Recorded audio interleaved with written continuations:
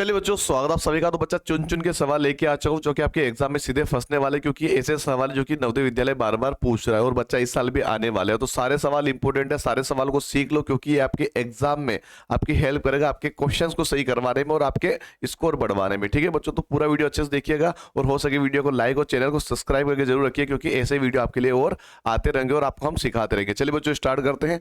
वो सभी को रिक्वेस्ट नहीं कर रहा हूँ, मैं आपको ऑर्डर दे रहा हूँ आज तो, क्योंकि आप लोग करते नहीं हो यार। सब्सक्राइब करो वरना पास नहीं हो पाओगे। सब्सक्राइब करके रखो, पास होना है ना, सब्सक्राइब करके रखो। अच्छे इसको नंबर लाने हैं ना, तो सब्सक्राइब करके रखो। ये रिक्वेस्ट कर रहा हूँ, कर दो यार फटाफट से। चलिए आगे बढ़ते हैं बच्चों। और अगर आपको मॉडल पेपर चाहिए, जैसे कि 15 मॉडल पेपर चाहिए है ना, 15 मॉडल पेपर अपने यहाँ पे मिल जाएंगे। फिर 10 मॉडल पेपर या 5 मॉडल पेपर चाहिए, गणित की क्लासेस चाहिए या गणित की टेस्ट सीरीज चाहिए, या फिर आपको चाहिए 80 क्वेश्चन वाली टेस्ट सीरीज जिसमें तीनों सब्जेक्ट हो, वो भी अवेलेबल है। जाके हमारे एप्लीकेशन पे चेक करना। कौन सा एप्लीकेशन है?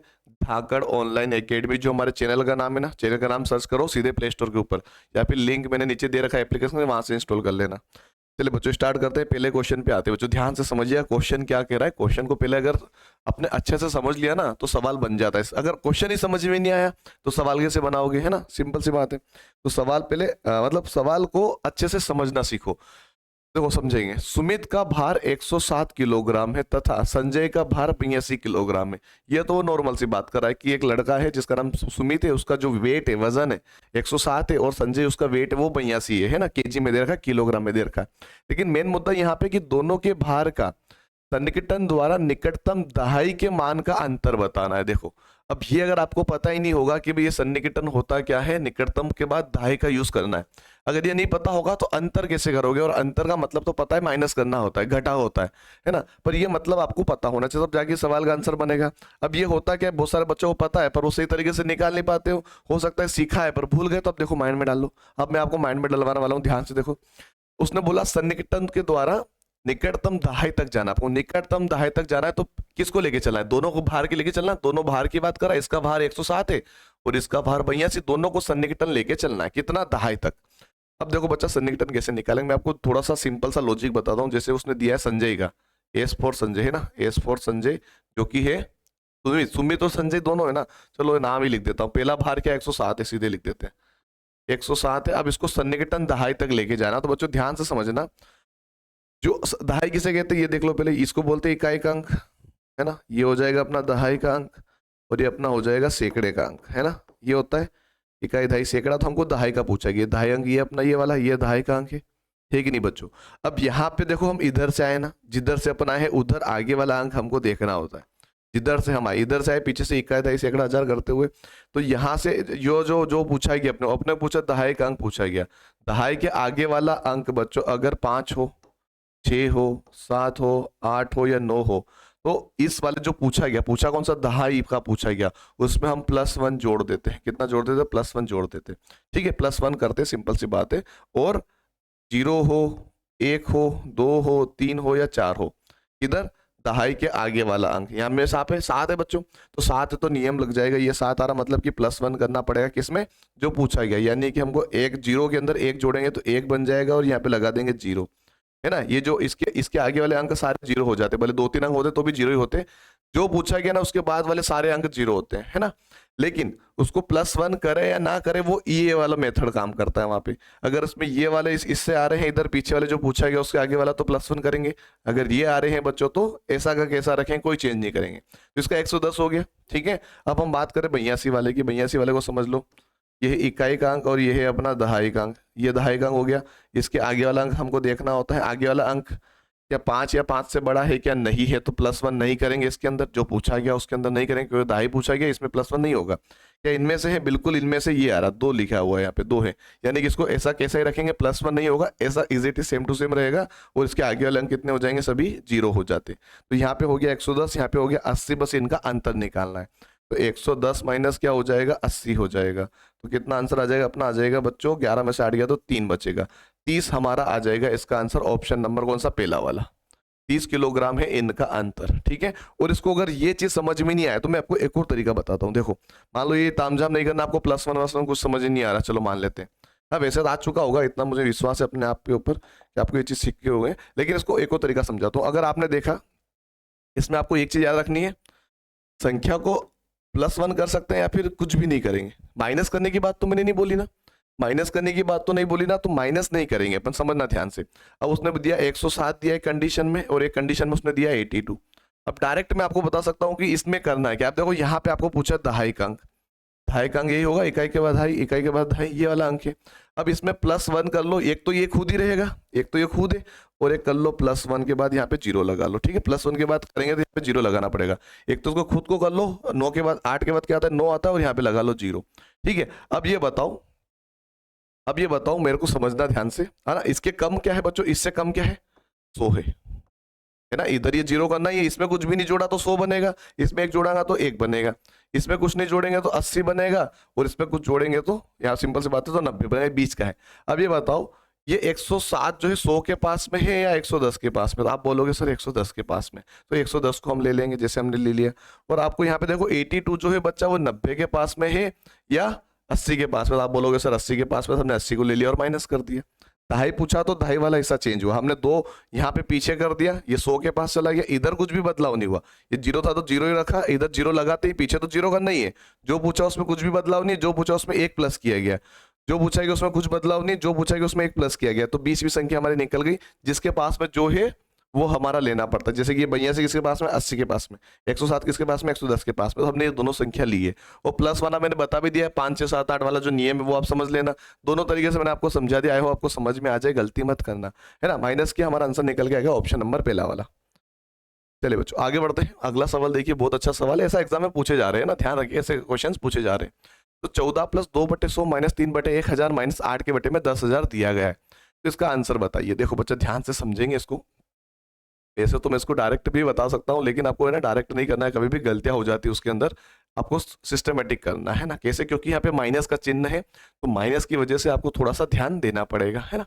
देखो बच्चों सबसे पहले तो आपने 14 लिख लिया, पहले सबको पॉइंट में चेंज कर लो। देखो ये तो नॉर्मल है, नॉर्मल को नॉर्मल लिख दो पहले तो, है ना। 14 लिख दिया, ठीक है। फिर प्लस का निशान है, प्लस लगा दो। 2 के बटे में 100 होता है बच्चों, 2 के बटे में 100 का मतलब क्या होता है, सभी को पता होना चाहिए। अगर 2 के बटे में 100 होगा तो 2 संख्या के बाद दशमलव लगाना है, सिंपल सी बात है। एक तो 2 हो ही जाएगा, और एक 0 लेके हम यहाँ पे लगा देंगे दशमलव, और आगे 0 तो रहता ही रहता है, ये तो सब में रहता है ना। तो 2 संख्या के बाद दशमलव लगना ही इसका सोल्यूशन होता है, ठीक है। तो 0.02 हमारा इसका आंसर बनेगा, 0.02 हमारा आंसर बनेगा। फिर क्या माइनस है तो माइनस लगा दो, अब 3 लिखा आ गया। अब 3 0 है बच्चों, सिंपल सी बात है, अगर 3 लिखा आ गया और नीचे अपने पास 3 0 होंगे तो 3 संख्या के बाद दशमलव लगेगा, 1 2 3 के बाद लगेगा दशमलव, 3 0 यानी 3 संख्या के बाद दशमलव, तो हमारा बन गया ये वाला 0.003। फिर क्या है बच्चों, फिर माइनस है तो माइनस लगा दो। फिर क्या दिया उसने, 8 दे दिया बच्चों, यहाँ पे क्या दे दिया, 8 दे दिया, और 10,000 हो गया ये। तो 10,000 हो गया बच्चों, तो सिंपल सी बात है 4 0 लग गए, तो 4 संख्या के बाद दशमलव लगा दो, तो 1 तो 8 हो जाएगा अपना, 2 3 4 के बाद लग गया दशमलव, और ये बन गया अपना आंसर, यानी 0.0008। ये बन गया अपने पॉइंट वाले सवाल, है ना। अब इसको करना क्या है भाई, जोड़ करना वहां पे जोड़ कर दो, घटाव करना वहां पे घटाव कर दो, और क्या करना है, बस यही तो करना है। देखो अब यहाँ पे आपको एक चीज याद रखनी है कि भाई इसमें पॉइंट है, इसमें पॉइंट है, इसमें पॉइंट है, इसमें तो पॉइंट नहीं है, तो इसको जोड़ घटाव में कैसे ले। तो हर एक संख्या के साथ क्या होता है बच्चों, हर एक संख्या के साथ पॉइंट होता है। जैसे आप सभी को मैं बता दूं, जैसे कि अगर मैंने 2 लिखा यहाँ पे, तो मुझे अगर बटे में एक संख्या चाहिए तो मैं 1 मान सकता हूँ, बिल्कुल मान सकता हूँ। अगर मैंने यहाँ पे 2 लिखा, मुझे घात चाहिए बच्चा, इसकी घात 1 होती है पर हम लिखते नहीं है ना। अगर मैं चाहूं तो 2 यहाँ पे लिखा है बच्चों, तो 2 की जो, ये समझ के चलना, 2 जो है इसके पीछे दशमलव है कि नहीं, तो दशमलव पीछे होता है। यानी जो चीज हमको जरूरत लगे वो हम वहां पे करके कर सकते हैं, वो दिखता नहीं है, बटे में एक दिखता नहीं, पर एलसीएम में यूज करते हैं। घात 1 होती नहीं है, मतलब लिखते नहीं है पर होती है, क्योंकि 2 एक संख्या है तो 2 की 1 घात तो होगी ना। जैसे 2 की घात 2 होती है तो 4 हो जाता है, 2 की घात 1 का मतलब 2 तो होगा, ठीक है। और 2 के पीछे दशमलव होता है, हर संख्या के पीछे दशमलव होता है। ये हर संख्या की बात हो रही, बस मैं एग्जाम्पल ले रहा हूँ 2 का लेके, ठीक है। तो जो जरूरत पड़ने पर उसका इस्तेमाल करते हैं, वरना उसको दिखाई नहीं जाता है, वो छुपम छोली करके बैठे रहते हैं, जरूरत पड़ती है तो उनको बाहर निकालते हैं, वरना कोई जरूरत नहीं। अब इसमें जरूरत है अपने को, तो भाई ले लो, 14 है भाई, यहाँ पे 14 के बाद दशमलव लगाना पड़ेगा, और मैं इसको जोड़ूंगा। पहले क्या है कि जोड़ लेता हूँ, फिर घटा देंगे दोनों को। तरीका क्या होता है, इन दोनों को जोड़ लो, इन दोनों को भी जोड़ लो, इसमें से ये घटा दो, क्योंकि माइनस के दोनों जोड़ने वाले माइनस वाले, लेकिन हम करेंगे एक एक करके। क्या करेंगे, एक एक करके। जैसे समझना, 14 में हम क्या जोड़ेंगे बच्चों, 14.00 लगा रहा हूँ मैं। क्यों लगा रहा हूँ पहले से, क्योंकि अपने पास दशमलव में 2 0 वाला है, दशमलव के पीछे 2 0 वाला है, तो थोड़ा सा आपको व्यवस्थित दिख जाए कि हाँ भाई जोड़ना है। यहाँ पे कुछ भी नहीं लिखते तो भी चलता, लेकिन जब हम माइनस करते हैं तो यहाँ पे चाहिए चाहिए, जो कि हमको इसमें करके देखेंगे हम, लेकिन लिखने की आदत डालो तो हमेशा सही रहता है। तो जीरो में दो जोड़ेंगे तो दो हो जाएगा, जीरो का जीरो, दशमलव दशमलव, चार का चार, एक का एक। ये बन गया अपना जोड़ने पर। अब इसमें से हम क्या करेंगे, इसको घटाएंगे, यानी 14.02 में से हम माइनस करेंगे 0.003। अब बच्चों देखो इसमें तीन संख्या होगी तो भाई एक जीरो पीछे लगा लो, इसके बीच में मत लगाना, जीरो और दो के बीच में मत लगा लेना, डायरेक्ट पीछे लगेगा। किधर लगेगा, पीछे लगे, पीछे और भी जाओ तो लगा सकते हो, जिसमें चार आएगा तो एक और जीरो लग जाएगा पीछे, पर आंसर के बाद लगाएंगे ना। देखो इसमें माइनस कर लेते हैं अपन। अब इसको बनाएंगे बच्चों एक, तो ये बन जाएगा 10, तो 10 में से 3 गया तो 7 बचेगा, सिंपल सी बात है। एक में से जीरो जाएगा तो एक ही बचेगा, जीरो का जीरो, दशमलव का दशमलव, चार का चार और एक का एक। हमारे पास क्या आ गया बच्चों, 14.017। क्या आ गया आप, 14.017 में से माइनस करेंगे ये वाला, क्या करें बच्चों, 0.0000 और 8। अब जीरो की जरूरत है ऊपर, ये लगा दो जीरो, क्या दिक्कत है भाई, माइनस कर दो, है ना। अब इसको बनाएंगे बच्चों 6, तो ये बन जाएगा 10, है ना, एक उसको दिया था 10 बन गया, जीरो के आगे लग जाता सीधे 10 बन गया। अगर अभी एक लिखा होता तो 11 हो जाता। 10 में से 8 गया तो 2 बचा, 6 में से जीरो गया तो 6 ही बचेगा, एक में से जीरो गया तो एक ही बचेगा, जीरो नहीं एक बचेगा। कितना बचेगा, एक बचेगा, 0.41 ऐसा कैसा लिखा जाएगा। ये हमारा हो गया आंसर 14.0162। देखो बच्चा ऑप्शन नंबर पहला ही हमारा क्या रहेगा, सही आंसर यहाँ पे बन जाता है। ठीक है, लॉजिक सा सिंपल सी बात है, वही बन गया तो बन गया, है ना। तो ये हो गया हमारे आंसर। ये अब इसको इस तरीके से करिएगा तो गलती की संभावना क्या होगी बच्चा, खत्म ही हो जाएगी। संभावना क्या, संभावना नहीं रहेगी, सटीकता हो जाएगी आंसर निकालने की। तो ये गलतियां कैसे होती है, जब हम कैलकुलेशन को गलत करते हैं, फिर तरीके सही नहीं यूज करते हैं ना, तो गलतियां होती है। और कैलकुलेशन मांगता है गणित, जिसने गणित में अच्छा कैलकुलेशन सीख लिया उसका इजीली क्वेश्चंस बनने लग जाता है। हाँ, और बच्चा सब्सक्राइब नहीं किया ना आपने, अभी तक नहीं किया ना भाई, महाकाल देख रहा है ऊपर से, बच्चा मेहनत कर रहा है आपके लिए, मतलब टीचर हूँ पर भगवान के लिए तो बच्चा ही हूँ। तो आप लोग सब्सक्राइब नहीं कर रहे हो भाई, सिलेक्शन चाहिए, कृपा चाहिए भगवान की, तो भाई जो मेहनत करता है उसको फल तो मिलना चाहिए ना, तो आप सब्सक्राइब करो तभी सिलेक्शन होगा। सब्सक्राइब करके रखो फटाफट से। चलिए आगे बढ़ते हैं, अगले क्वेश्चन पे आते हैं बच्चों, ध्यान से देखना।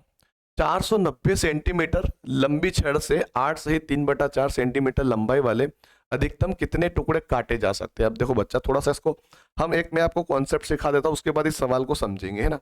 अगर आपको किसी चीज को काटना है, समझना ध्यान से, अगर मेरे पास काटना है या फिर बांटना है, इसको बांटने के रूप में देख लो। अगर मैं आपको बोलूँ कि मेरे पास 10 रुपए है, कितने रुपए, 10 रुपए, कितने रुपए, 10 रुपए, और मुझे दो दो के टुकड़े चाहिए, कितने के चाहिए, दो दो के टुकड़े चाहिए। तो सिंपल सी बात है, 5 टुकड़े होंगे दो दो के, 2 2 4 2 6 2 8 2 10। तो इसमें मैं क्या करूंगा, 2 का ही भाग दे दूंगा, तो मेरा आंसर 5 आ जाएगा कि नहीं आ जाएगा, ये बताओ पहले। सिंपल सी बात समझना, मुझे टुकड़े चाहिए, कितने चाहिए, दो दो के ही टुकड़े चाहिए, तो मैं 2 का ही भाग दूंगा। समझ रहे हो मेरी बात को, जो टोटल नंबर है उसमें मैं उसी का भाग दूंगा, तो मेरे पास दो दो के टुकड़े बन जाएंगे। कितने टुकड़े बन जाएंगे, 5 टुकड़े बन जाएंगे। अब सवाल क्या, 490 सेंटीमीटर वाली छड़ है अपनी, और इस साइज का अपने को काटना है, तो इसी का भाग इसमें दे दो, हमारे टुकड़े बाहर आ जाएंगे। कॉन्सेप्ट समझ रहे हो, ये चीज समझ रहे हो कि मुझे दो दो के टुकड़े करने, 2 2 सेंटीमीटर, 10 रुपए, 2 2 रुपए बांटने सब में, तो मैं 2 का ही भाग दूंगा। तो 5 जनों को मैं बांट सकता हूँ, 5 जनों को मैं बांट सकता हूँ 2 2 रुपए। यहीं भी हम 490 सेंटीमीटर लंबी छड़ है, मुझे इस लंबाई में काटना है, बांटना है, तो इसी का मैं भाग दे दूंगा। टोटल लोगों को कितना बढ़ जाएगा, कितने टुकड़े कट जाएंगे, वो अपना निकल के आ जाएगा। तो बस आपको सीधे भाग देना है। देखो बच्चों, तो अपने पास एक तो 490 है, एक नंबर है ना, 490 है, और इसमें आपको भाग देना है किसका, 8 सहित 3/4 का, इसको भाग देना है ना। तो इसको पहले तो चेंज करना सीखो, कैसे। अब इसका और इसका क्या होता है बच्चों, इसको चेंज करना, गुणा होता है, जो भी आंसर आता है उसमें ये जोड़ देते 3 को। जैसे 8 चौक 32, 8 4 जा 32, 32 और 3 कितना होगा, 35 होगा। तो इसको हम चेंज करेंगे तो क्या बन जाएगा बच्चों, ये बन जाएगा 35, और वापस अपॉन में 4 आ जाएगा, है ना, वापस 4 लिखना पड़ता है, नीचे का वापस दोबारा लिखना पड़ता है, ठीक है। और ऊपर आ जाएगा 490, क्या आ जाएगा बच्चों, 490 आ जाएगा। अब बच्चों आप ये देख रहे होंगे कि भाई ये बटे में फिर बटे में फिर बटे में करती है, तो इसको क्या करें भाई। तो देखो 490 तो ऐसा ही था अपने पास, तो नॉर्मली कैसे लिखोगे, 490 भागित, आप ऐसा लिख सकते हो इसको 35 के बटे में 4, है ना। ऐसा तो आपने इसको ऐसा देखोगे तो आपको अजीब सा लगे, पर ये देखोगे तो आपको पता चल रहा है, ये है तो नॉर्मल सी बात है भाई, नॉर्मल सा सवाल है ना। तो आप इसको ऐसे की जगह ऐसे लिख लिया करो तो ज्यादा इजी दिखिएगा। अब आपको एक नियम पता होना चाहिए कि भाई यहाँ पे कुछ नहीं होता तो एक होता है, ये तो पता ही है सभी को, जरूरत पड़े तो ले लो, नहीं पड़े तो कोई जरूरत नहीं, जैसे इसमें जरूरत नहीं है तो मत लो, है ना। अब यहाँ पे क्या होगा आप सभी को पता है, भाग की जगह अगर मैं गुणे का निशान लगाता हूं तो संख्या पलट जाती है, संख्या क्या होगी, पलट जाती है। कायदा कानून होता है जो कि आपको पता होना चाहिए, नहीं पता है तो अब पता चल गया। भाग की जगह हम गुणा लगाते हैं तो गुणे के आगे, और इसको नहीं पलटते ना, ये इधर संख्या लिख दी, फिर भाग आया, भाग को हमने गुणा लगाया तो ये संख्या आगे वाली चेंज होगी, ना कि इसको, है ना, इसको पलट दिया। अब यहाँ पे जो चीज कट रही है वो काट दो। जैसे मुझे पता चल रहा है कि भाई 35 से 490 कट जाएगा, कितने बार में कटेगा, हम यहाँ पे भाग देंगे। देखें इधर देखो आप सभी बच्चे, 490 में मैं 35 का भाग दे देता हूँ सीधे, ठीक है। वैसे 7 से भी कट रहा था, पहले इसको छोटा कर सकते थे आप, देखो मैं छोटा कर देता हूँ इसको। देखो इसको 490 को पहले मैं 7 से काट देता हूँ 35 के साथ, है ना। तो 7 पंजे 35, 7 5 जा 35 और 7 7 जा 49, ठीक है। 5 इसको काट दो, 5 एकम 5, है ना। 14 पंजे 70, 14 बार में कट गया, ठीक है। इसका आंसर कितना है, 14 आया। यानी हम इसको इससे काटेंगे ना, इससे एक बार में 14 बार में कटेगा, और 14 का गुणा कर दो 4 में, 14 का गुणा कर दो 4 में, 14 चौक 56, तो हमारा आंसर आ जाएगा 56 बच्चों। 56 हमारा क्या रहेगा बच्चों, आंसर रहेगा 56 हमारा क्या रहेगा बच्चों, आंसर रहेगा ऑप्शन नंबर सी वाला, ठीक है। ये हमारा आंसर रहेगा। आप ऐसे इसको निकालिएगा, आराम से निकल जाएगा, है ना। क्वेश्चन थोड़े से बच्चों के हिसाब से देखो ना तो थोड़े समझने वाले होते हैं, और बच्चों को ये चीज समझ नहीं आनी चाहिए। वो ये क्वेश्चन पूछा है, इसमें बहुत सारे बच्चे गुणा कर देंगे। मान लो एक ऐसा ऑप्शन निकल जाता जिसको गुणा करने पर आंसर बन जाता, तो बच्चा तो वही सोचता ना मेरा आंसर तो सही है, पर आंसर आना सही नहीं होता। आंसर ऑप्शन में भी आना सही नहीं होता। जो तरीका क्या है उससे अगर अपना सही आंसर बन रहा है, जो तरीका सही है ऑथेंटिक है उसे आंसर बन रहा है वो सही होता है ना। कभी भी क्या होता है हम गलत तरीके से करते हैं तो भी ऑप्शन बैठ जाता है, पर वो ऑप्शन सही है कि नहीं है वो गारंटी नहीं होती फिर, क्योंकि तरीका सही नहीं किया अपनों ने, है ना। हिचक नहीं होनी चाहिए कि भाई हमारा सही है गलत है, ऐसा सही तरीके से सीखो। आंसर आएगा अपना 56, बिल्कुल राइट आंसर है। चलिए बच्चों, और हम आ चुके बच्चा, थोड़ी सी सभी से रिक्वेस्ट कि भाई अगर आप अगले साल के लिए, अगले साल यानी कि 26-27 के लिए अगर आप देखोगे, तो अगर आपका बच्चा अभी 4th में है तो 5th में आ जाएगा, 3rd में तो 4th में आ जाएगा। अगर आप ऑफलाइन क्लास लेना चाहते हो, हमसे पढ़ना चाहते हो, खास करके मैं मैथ्स का स्पेशल वहीं पे टीचर में, दूसरे भी रहेंगे पर मैं भी वहीं पे रहूंगा, और आपके बच्चों को बेहतर से बेहतरीन बहुत ज़्यादा सिखाने के प्रयास करेंगे, और इतना कोशिश करेंगे सिलेक्शन हो ही जाए, है ना। तो ऑफलाइन क्लास के लिए संपर्क कीजिएगा, आप कहीं पर भी हो, रतलाम जिले के अंदर आपको देखने को मिलेगा हमारा सेंटर, और आप सीट बुक करवा लीजिएगा, क्योंकि सीट बुकिंग चार्ज जरूरी है, क्योंकि आगे जाके हमको आइडिया लगे कि बच्चे कितने हो चुके हैं और कितनी उनकी व्यवस्था रखनी पड़ेगी। तो रजिस्ट्रेशन आप करवा के रखिएगा, बहुत जल्द हमारा आपसे कॉन्टैक्ट हो जाएगा इस चीज़ को लेकर, अगर आप हमसे जुड़ते हो तो, ठीक है बच्चों। कॉल कीजिएगा, वो जानकारी आप प्राप्त कर सकते हो क्या व्यवस्था रहने वाली है, ठीक है बच्चों। बच्चों नहीं, माता पिता, है ना, और वो ध्यान दे सकते हैं। नीचे कांटेक्ट नंबर है, सीधे कांटेक्ट करो अगर आपको ऑफलाइन जुड़ना है तो। चलिए आगे बढ़ते बच्चों। एक दुकानदार ने 5,000 रुपए में 25 टेलीविजन खरीदे और उन्हें 5,200 में बेचा, उसका कुल मुनाफा क्या था। 5,000 में 25 टेलीविजन खरीदे, तो यहाँ पे ना थोड़ा सा क्वेश्चन में थोड़ा सा कैलकुलेशन थोड़ा सा मिस्टेक लग रही मुझे, पढ़ के समझ में आ रहा है पर मैं आपको थोड़ा सा बता दूं। एक दुकानदार ने 5,000 में 25 टेलीविजन खरीदे, कितने, 5,000 में 25 खरीदे और उन्हें 5,200 में बेचा। तो वैसे तो 200 का फायदा दिख रहा है बस, है ना। ऐसे देखा जाए तो 200 का, 5,000 की चीजें लेके आया, 25 टेलीविजन 5,000 में लेके आया, तो 200 का फायदा दिख रहा है। यहाँ पे ये बोला जा रहा है कि 5,000 रुपये प्रति टेलीविजन, प्रति यानी यहाँ पे लिख देना प्रति टेलीविजन, प्रति टीवी लिख देता हूँ मैं, टीवी टीवी बोलते हैं अपना देसी लैंग्वेज में, है ना। तो प्रति टेलीविजन जो रहेगा अपना वो है, मतलब 5,000 का एक टीवी है तो आपने 25 खरीदे, ये सवाल है अधिकतर, है ना इसके अंदर। 5,000 का टीवी है, 25 टेलीविजन खरीदे और एक टीवी की कीमत 5,000 है, ये यहाँ पर बोला गया, समझ में आ गया। और आप उसको बेच रहे हो एक टीवी को 5,200 में, 5,200 में एक टीवी बेच रहे हो, यानी आपका जो खर्चा है एक टीवी के लिए, जो आपका खर्चा है बच्चों वो है 5,000 रुपये। ये आपका खर्चा हो गया, क्या हो गया बच्चों, खर्चा, यानी आप खरीद के लाए हो, है ना, खर्चा आपका। लेकिन आप जब एक टीवी को बेच रहे हो तो आपको 5,200 में बेचना पड़ रहा है उसको, है ना, बेच रहे हो, ये बेचा उसको, है ना। तो सामने दिख रहा है कि आपको 200 रुपये यहाँ पे लाभ कमा रहे हो। कितना कमा रहे हो बच्चों, लाभ यानी मुनाफा कमा रहे हो, एक टीवी के ऊपर कितना कमा रहे हो आप, 200 रुपये कमा रहे हो, क्योंकि बेचने में 200 रुपये आप ज्यादा ले रहे हो। अब ऐसे ही 25 टीवी बेचोगे, कितने बेचोगे, 25 टीवी बेचोगे, तो हर टीवी पे 200 रुपये आपको मिलेगा। तो 200 रुपये में हम 25 का गुणा कर देते, सीधे हमारा आंसर निकल जाएगा। 2 जीरो के 2 जीरो और 25 दूनी 50, यानी आप 5,000 रुपये का क्या करोगे, फायदा कर लोगे, मुनाफा कर लोगे। ऑप्शन नंबर डी आपका सही आंसर हो जाएगा, ठीक है। हर टीवी पे 200 है, हर टीवी पे 200, अगर 10 टीवी बेचता वो तो 200 रुपये के हिसाब से 2,000 बनते, पर 25 टीवी के हिसाब से यहाँ पे 5,000 रुपये बनते हैं, 200 रुपये के हिसाब से एक टीवी का उसका मुनाफा मिल रहा था, ठीक है। बात क्लियर है, हमारा आंसर होगा ऑप्शन नंबर डी, बिल्कुल सही आंसर है। चलिए आगे बढ़ते बच्चों, अगला जो सवाल है, एक रेलगाड़ी दिल्ली से सुबह 8:15 बजे चली और दोपहर 2:30 पर अजमेर पहुंची। अजमेर पहुंचने में रेलगाड़ी को कितना समय लगा, है ना। देखो बच्चा, दिल्ली से शुरुआत की उसने और उसी दिन दोपहर, सुबह और दोपहर की बात कर रहा है, उसी दिन की बात है ना। देखो यहाँ पे 10 घंटे 45 मिनट, 6 घंटे 30 मिनट, 6 घंटे 15 मिनट और 6 घंटे। बच्चों इसका आंसर जो है ना, आप केवल पीछे के मिनट से ही पता कर सकते हो। सब इसमें तो मिनट 00 लिख सकते हो, कुछ भी नहीं, मतलब 00, यहाँ पे 15 मिनट है। तो इसी से आपका आंसर बन सकता है, पूरा करने की भी जरूरत नहीं, पर मैं पूरा भी बताऊंगा। और यहीं पे आप ऑप्शन से ही सीधे, मतलब मैं थोड़ा सा ही करूंगा और आपको समझ में आ जाएगा इसका आंसर ये है। देखो अब ये बताओ, 8:15 पे वो निकल रही है, 8:15 पे वो गाड़ी निकल रही है और दोपहर को कितने बजे पहुंच रही है वो, अजमेर पहुंची 2:30 में, है ना।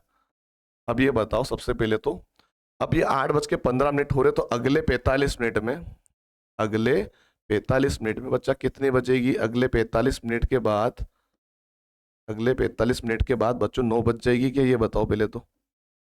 बजेगी कि नहीं बजेगी, क्योंकि 15 मिनट हो रहे अभी और 45 मिनट, क्योंकि 1 घंटे के लिए 60 मिनट चाहिए। 15 और 45 है, तो 45 मिनट में ना घड़ी को आगे बढ़ाते, यहाँ से मैं यहाँ चला गया, यानी 45 मिनट मेरी गाड़ी चल चुकी है। 45 मिनट मैंने गाड़ी चला ली अपनी, ठीक है। उसके बाद यहाँ पे देखो पीछे का 30 मिनट ले लो, 30 मिनट यहाँ पे रख दो सीधे। टोटल कितना मिनट हो गया, ये 75 मिनट हो गया। 75 मिनट का मतलब होता है 1 घंटा 15 मिनट, यानी पीछे 15 मिनट आएगा ही आएगा, क्योंकि मिनट वाला सेक्शन मैंने पूरा उठा लिया 9 बजा थी। यहाँ से मिनट वाला हिस्सा मैंने हटा के केवल 2 तक रख दिया, 30 मिनट यहाँ रख दिया, यानी कि 1 घंटा 15 मिनट मेरी गाड़ी ऑलरेडी चल चुकी। कैसे, मैंने यहाँ से इतना चला दिया और यहाँ जो चलेगा उसको पहले से उठा के मैंने यहाँ रख दिया। अब मुझे 9 से 2 तक जाना, अब केवल घंटे वाला काम रह गया, मिनट वाला काम खत्म हो गया। तो 1 घंटा 15 मिनट आ रहा है, यानी हमारा आंसर ये 15 मिनट वाला ही रहेगा, ठीक है। अब इसको पूरा चेक करेंगे, जैसे 9 बज गई अपनी, 9 के बाद कितनी बजेगी, 10, 11, 12, 1 व 2 तक जाएंगे, क्योंकि पीछे के 30 मिनट तो हमने इस्तेमाल कर लिए, जो कि यहाँ पे रखे हुए, इसको हम ले लेंगे, इसको हम लेंगे, देखना ध्यान से। यहाँ पे 1 घंटा होगा पूरा, यहाँ पे होगा 2 घंटे, यहाँ पे होंगे 3 घंटे, यहाँ पे होंगे 4 घंटे और यहाँ पे होंगे 5 घंटे, और एक हो गया ये 6 घंटा और ये हो गए 15 मिनट। तो हमारा आंसर कौन सा होगा, ऑप्शन नंबर बी जो है वही हमारा सही आंसर यहाँ पे रहेगा। अगर ऑप्शन, सभी ऑप्शन में पीछे वाले मिनट अलग अलग आते ना, तो बस यहीं पे पकड़ में आ जाती चीजें। इसको बराबर घंटे में लेके आ जाओ, टाइम बढ़ा के, ऐसा नहीं कि 15 मिनट यहाँ पे लिख दिया भाई, ये तो बच चुकी थी ना, इसके हम आगे जाना है। तो 15 मिनट के बाद बच्चों आपको देखो 45 मिनट के बाद 9 बज रही, तो 45 मिनट साइड में रख दिए, और ये भी हमको 30 तक जाना है, तो 30 यहाँ से उठा के यहाँ रख दिया, टोटल 75 मिनट साइड में रखे। इसका मतलब होता है 1 घंटा 15 मिनट, 60 मिनट का 1 घंटा और 15 मिनट का 15 मिनट। तो यहीं से हमको पकड़ में आ जाती चीजें, हमारा आंसर ये है। अगर समय कम हो अपने पास तो ऐसे भी आप इसका आंसर निकाल सकते थे, ठीक है। बाकी तो मैंने घंटे वाला बता ही दिया आप सभी को। चलिए बच्चों अगला सवाल देखिएगा। एक भाग योग में यदि भाजक, भागफल और शेष क्रमश 54, 97 और 17 है, तो भाज्य क्या होगा। देखो बच्चा, भाजक जो पहले नंबर पे भाजक है, मतलब कि 54 इसका हो गया, भागफल है तो 57, 97 इसका हो गया, और शेषफल ये है तो 17 इसका हो गया। इसका फॉर्मूला है भाज्य निकालने का। देखो किसी चीज को भी निकालना, आपको भाज्य निकालना, भाजक निकालना, भागफल निकालना, सभी के लिए फॉर्मूला एक ही, उसको बस आगे पीछे कर सोल्यूशन करना होता है। तो भाज्य बराबर होता है अपना भाजक, भाजक यानी डिवीजर है ना, गुणे में भागफल, क्वेश्चंस की बात हो रही है यहाँ पे, और प्लस में रिमाइंडर यानी शेषफल, है ना बच्चों, ये वाला हो जाएगा। तो यहाँ पे देखो भाजक, भाज्य हमको निकालना, तो ये हम एक्स मान लो, ये हमको नहीं पता तो एक्स मान लो। बाकी चीजें क्या अपने पास 54 दे रखा है भाई, सब क्या है भाजक है, सबसे आगे भाजक है तो भाजक लिख दिया, भागफल 97 तो 97 लिख दिया, प्लस पीछे 17 है तो 17 लिख दिया, ठीक है बच्चों। अब इसमें पहले क्या करोगे आप, पहले करोगे आप गुणा, इन दोनों का गुणा हो जाए, 57 और 97 का गुणा कर लो।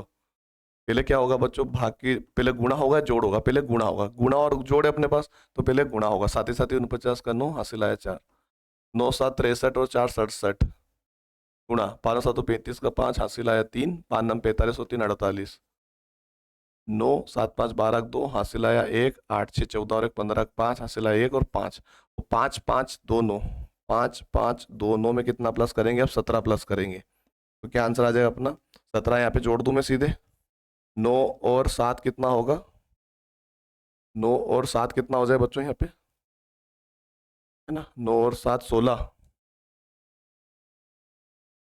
17 ही प्लस करना है अपने को, ठीक है। यहाँ पे 57 है, 54 लिखना था अपने को ना, यहाँ पे 54 है बच्चा, यार अपने 57 लिख दिया, यहाँ पे 54 लिखेंगे, गड़बड़ी हो गई यहाँ पे 54 करना अपने को, ठीक है बच्चा, यहाँ पे 54 होगा, 54 लेके चलना है यहाँ पे, और इसको पूरा ही कर दूँ मैं दोबारा से। देखो अभी क्या हो जाएगा, 7 चौक 28 का 8 हासिल आया 2, 9 चौक 36 37 38, गुणा लगाएंगे, 7 पंचे 35 का 5 हासिल आया 3, 9 पंचे 45, 46, 47, 48, यहाँ पे जोड़ लो।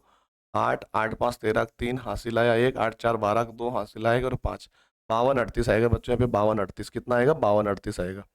52 38 आएगा, 52 38 प्लस में आ जाएगा 17, तो 17 यहाँ पे सीधे मैं प्लस कर देता हूँ, ठीक है। 8 7 15 का 5 हासिल आया 1, 3 और 1 4 और 1 5, 2 और 5, 52 55 हमारा आंसर रहेगा। 52 55, 52 55 बच्चा option number D. Option number D जो रहेगा वही हमारा क्या रहेगा? सही आंसर यहाँ पे बनता है। इसलिए थोड़ा सा ये जो फोकस बिगड़ता है ना, ध्यान रखना। हमको तो यहाँ पे क्या होता है, लाइट इफेक्ट की वजह से थोड़ा सा विजिबल प्रॉपर नहीं हो पाता, दिक्कत हो जाती है। बाकी आप देख लीजिएगा, है ना, लिखने में सही होगा तो कोई दिक्कत नहीं होगी। चलिए आगे बढ़ते हैं बच्चों। अगला सवाल देखिए, सिंप्लीफाई करना है हमको, हल करना है। देखो ध्यान से समझना, क्वेश्चन को लिखेंगे 21 के बटे 25। थोड़ा सा इसको छोटा कर लेते हैं बच्चों।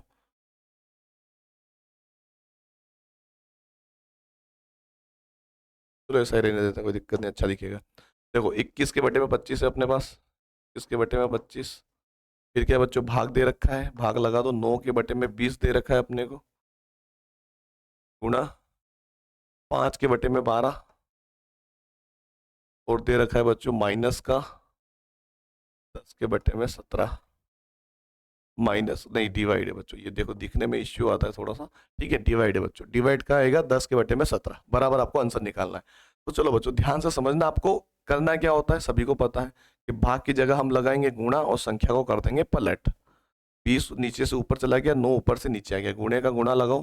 5 ऐसा कैसा, 12 भी ऐसा कैसा, यहाँ पे गुणा लगेगा तो 17 ऊपर चला जाएगा, 10 नीचे आ जाएगा, ठीक है। हमने बस इसको आगे वालों को पलटा, इसमें इसके आगे वालों को पलटा और इसमें इसके आगे वालों को पलटा, इसको नहीं पलटना है ना, ध्यान रखें। अब जो चीज कट रही है उसको काट दो। देखो बच्चा हम देखते हैं क्या क्या चीज कट रही है हमसे। तो देखो बच्चा 10 एकम 10, नीचे वाली संख्या से ऊपर वाली संख्या सभी गुणे में है ना, तो नीचे वाली संख्या से ऊपर वाली संख्या कोई सी जो कटे वो काट दो। 10 से 20 कट रहा, 10 दूनी 20, 2 बार में हमने काट दिया, ठीक है। 5 एकम 5, 5 में 25, ये 5 बार में ये कट गया, ठीक है बच्चों। 2 से काटेंगे, 2 एकम 2, 2 छंग 12, ठीक है बच्चों, ये कट गया। अब बच्चों कट रहा 3 से, 3 दूनी 6, तीनों सातों 21, और कुछ कट रहा है क्या देख लो बच्चों। 7 बचा, 17 बचा, इधर इधर बचा 2, 9 और 5 बचा, और कुछ भी नहीं कट रहा, तो जो बचा वो लिख लो। क्या बचा अपने पास? 7 के बटे में 5 बचा, यहाँ पे लिख लेंगे ना, 7 के बटे में 5 बचा। यहाँ पे 1 के बटे में 9 बचा है, 1 के बटे में 9 बचा है, यहाँ पे लिख लो, अच्छे से दिख जाएगा। 1 के बटे में 2 बचा है यहाँ पे, क्योंकि आपको कोई चीज छूटे ना, और यहाँ पे 17 के बटे में 1 बचा है, ठीक है। अब कुछ भी नहीं कट रहा, देख लो एक बार, चेक कर लो फिर से, नहीं बच रहा कुछ भी, तो गुणा कर लो, ठीक है। 17 साथी 119, 17 का गुणा ऊपर ऊपर गुणा कर लो, 17 साथी 119 बटे में 9 पंजे 45, 45 दूनी 90, ये हो गया 90। अब 90 का आपको भाग देना है 119 में, बस, और कुछ भी नहीं करना है। क्या करना है बच्चों, 90 में आपको 119 का, 90 का आपको 119 में भाग देना है। 90 एकम 90, क्योंकि पूरा 90 ही जाएगा, 2 बार में तो ज्यादा हो जाता है, घटाएंगे तो 9 बचेगा और यहाँ पे 2 बचेगा, भाग जाने की 0.9 यानी कि 270 बचेगा, 0 2 और यहाँ पे कुछ नहीं, फिर 0 लग जाएगा पीछे, 9 दूनी 18 यानी 180, और फिर बचेगा। अब ये बार बार आता जाएगा, तो 1.32 हमारा आंसर रहेगा बच्चों, 1.32 ऑप्शन नंबर डी वाला, है ना। ये दो बार बार रिपीट होगा, दो बार बार रिपीट होते ऐसे बार लग जाते हो ना, क्योंकि हर बार आप 200 बचेगा, फिर 180 आएगा, फिर 200 बचेगा, फिर 180 आएगा, तो दो बार बार बार आएगा, तो बार लगा दो ऊपर, है ना। तो 1.32 हमारा क्या रहेगा, इसका राइट आंसर हो जाएगा, ठीक है।